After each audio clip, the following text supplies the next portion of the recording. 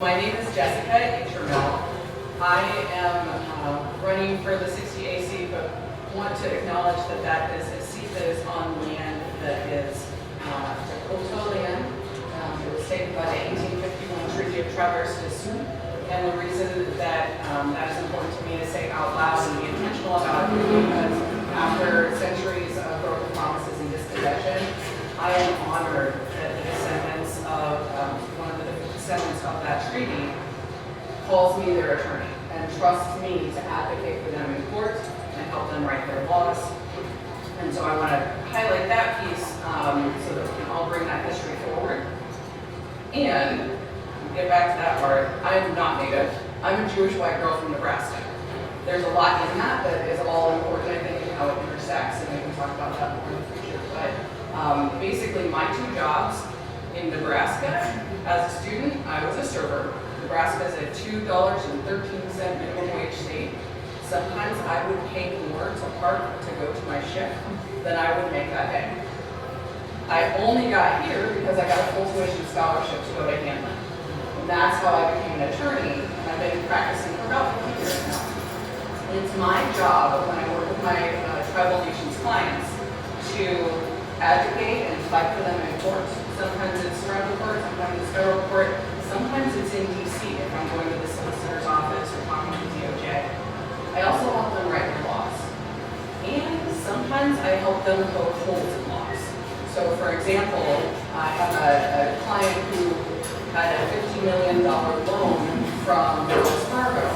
But Wells Fargo, I figured out, did not follow the law. So because Wells Fargo did not follow this particular law, I took that to court and said, the tribe doesn't have to pay that. And the court canceled the $50 million bond and said, right, the tribe doesn't have to pay because Wells Fargo didn't do it right. So that's the experience that I bring to the legislature. I want you to know that that's sort of what I do and how I work in the courtroom and in those settings. But it's also important to me, coming back to the Jewish white girl part, when I started hearing about the Florida depositions and what's happening down at our border, that's when I grabbed my mom's hand and said, we're going down to the Whipple building, and that's when we risked arrest. I stood holding my mom's hand and holding the hand of the stranger, and was ultimately, after several hours of the police not having any idea what they were doing, and DJP really kind of thankfully negotiating a masterful way, convincing the police to cite us, which was a very strange thing to have convince the police to do. But that's what I put on the line and what I'm willing to do with the fight in the streets and in the courts and on the legislative floor. That's what I've done, and that's what I will do for our neighbors.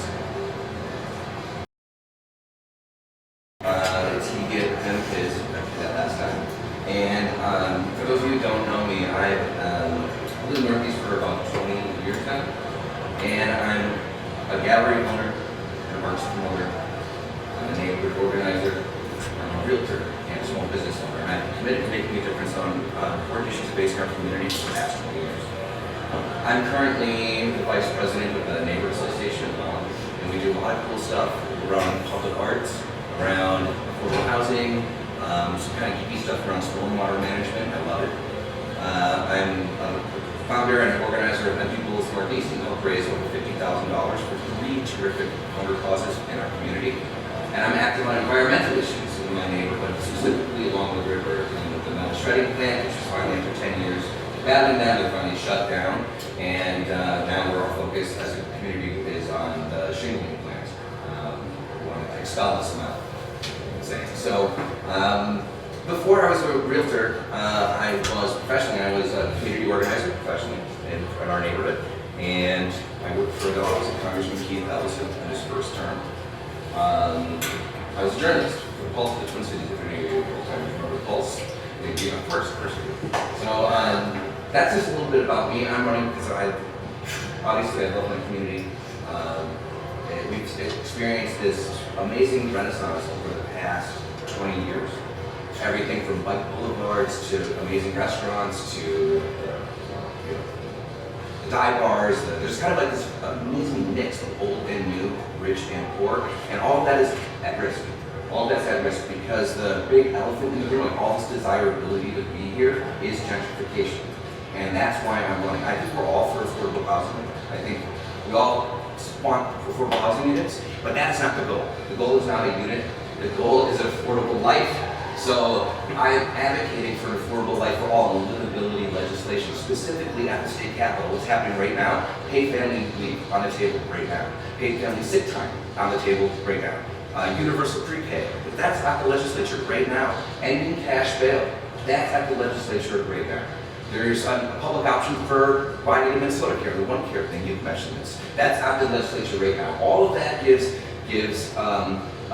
it eases the squeeze on the pressures of increasing prices in our community. So it's all about livability. That's why I'm running. We have to fight for it at every level of governance. If we don't, we have a snowball's chance in hell of actually mitigating the negative impacts of gentrification. So I've lived it. I believe in it. I would be honored for our rep endorsement. I'll fight for it at the state capitol. Thank you. Hi.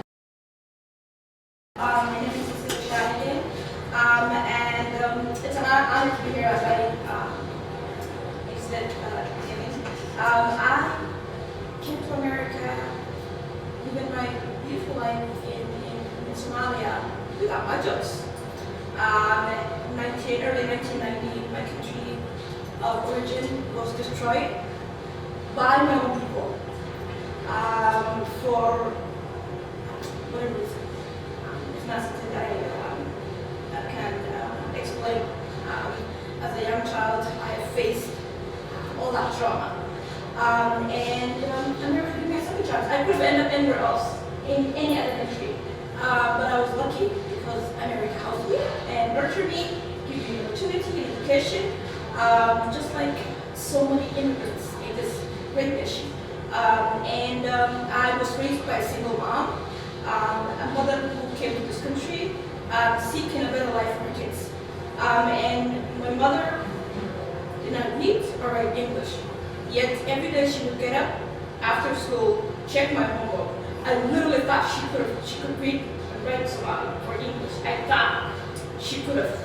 Just find out when I grew up that she did not. But she motivated us to show us that she's with us, and that regardless of what we have been through, in America there's a second chance in life, and in America you can make it. That's an opportunity that is entitled, and America can give us that. And so she told us, in America, failure is not an option for her because she made it. Unlike so many of my other cousins who did not. Went to school, graduated, but I made it as well. But I've been a mother of 3 beautiful children in Northeast Minneapolis. And it's so interesting when you think about in America. You were educated, you went to school, you graduated, you made it. But there's so much inequality in this great country. And regardless of what education we have, we're still struggling. I'm a renter, so I understand how it feels.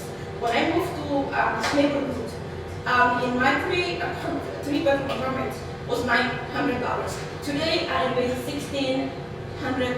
It's almost double. So I know how it feels.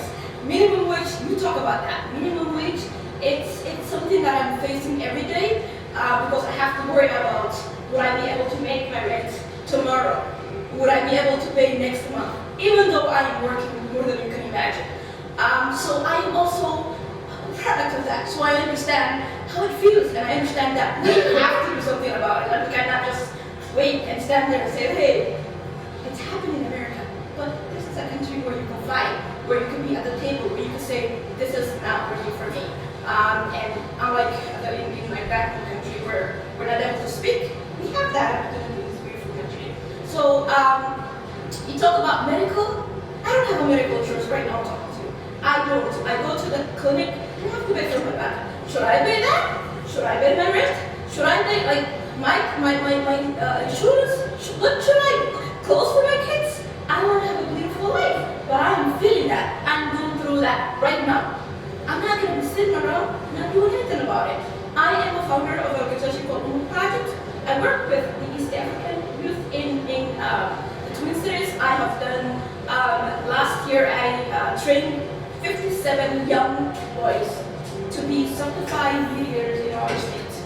That is something that we need in our neighborhood, and that's something I fought for. I've been appointed by the governor 2012 to be consultant of not just the Website Council. I was also NCEC community engagement, neighborhood community engagement commission. I've served in my neighborhood. I've done it, and I need and want your support for this. I